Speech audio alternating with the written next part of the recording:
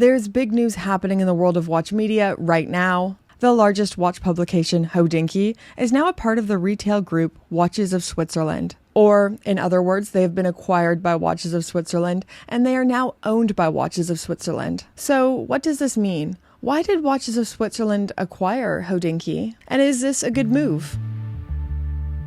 Upon the completion of this transaction, all of Hodinkee's commercial activities will be owned by Watches of Switzerland. Watches of Switzerland are now the sole shareholder of Hodinkee. This means the Hodinkee publication, limited edition collaborations, retail traffic will be directed to Watches of Switzerland's e-commerce website, and the operations of Hodinkee Insurance, which collaborates with Chubb, a top global insurance provider. According to Watches of Switzerland, this purchase will be financed through existing financing facilities and will not significantly affect their leveraging position. My interpretation of this is kind of like, we bought it with cash, we bought it with things we've already had liquid, and it was kind of inexpensive for us. I don't know how much Hodinkee sold for, but I'm willing to bet it is worth a lot less now than it would have been before in the past. Ben Clymer, the founder of Hodinkee, has written a long, almost letter on the Hodinkee website clearing up what this might mean for Hodinkee writers and staff, saying, "We're going to sit back from retail and let our partners at Watches of Switzerland do the selling. We'll do the writing and the special things only we can do.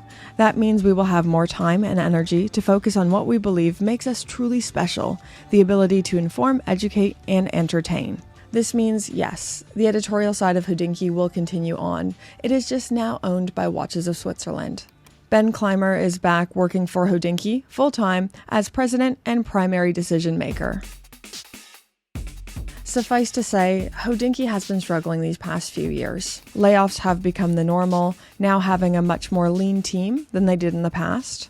They've made a few bad purchasing decisions at the wrong time, most notably the acquisition of Crown and Caliber, and even a growing lack of trust in the publication from their readers. I think this lack of trust has come from two sources. So number one, the perception or the feeling that they have done a number of paid reviews or at least heavily biased reviews. Their articles stopped feeling objective and maybe at least there was some bias, or at least that was the feeling many people had. And two, Hodinkee became out of touch with their primary readership. It went from a watch enthusiast publication to a kind of pseudo high fashion publication that did not resonate with their audience. I feel like I could make an entire video on the downfall of Hodinkee. Let me know in the comments if that's something you'd like to see.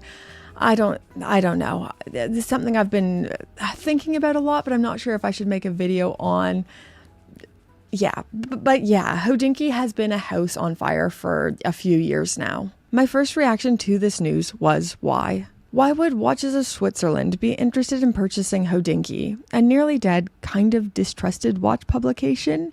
What does this add to their arsenal? But I think it is still important to remember Hodinkee still has some meaningful IP, like talking watches. And even just the name Hodinkee still holds some cachet outside of jaded watch enthusiast circles. When I go to press events, Hodinkee writers always get special access. They always get first dibs. Although, keep in mind, I am the riff-raff YouTubers.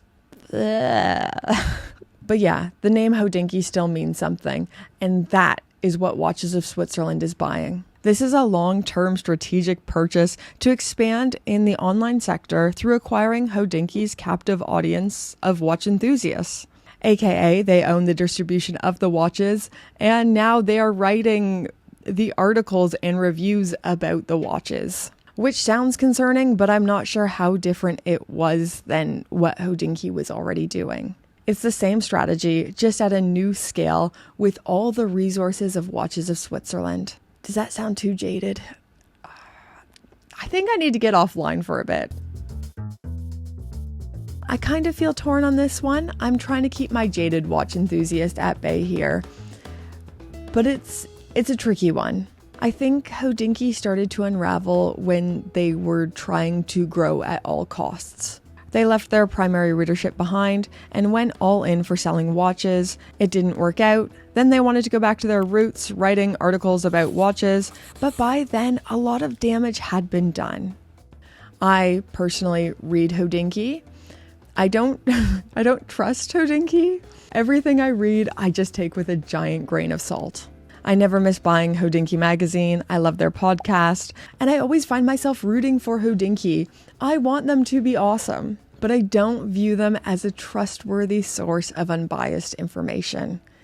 They're entertaining. Their writers are fantastic, but I view it as entertainment, not unbiased watch journalism. I should say, this is just me. This is just my impressions. It doesn't mean any of this is true or it's really well researched or I've been talking to a bunch of journalists at Hodinkee.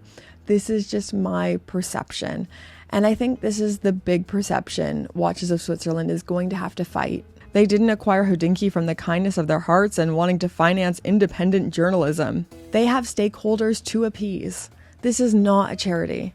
So I think I'm going to continue to view Hodinkee with a skeptical eye, but I really hope I'm wrong. I really hope they prove me wrong and their journalism is independent and free thinking and unbiased. I should say as well before I finish this video, there are some great aspects to this acquisition. This will give Hodinkee the stability they need to do what they said they wanted to do, return to their roots.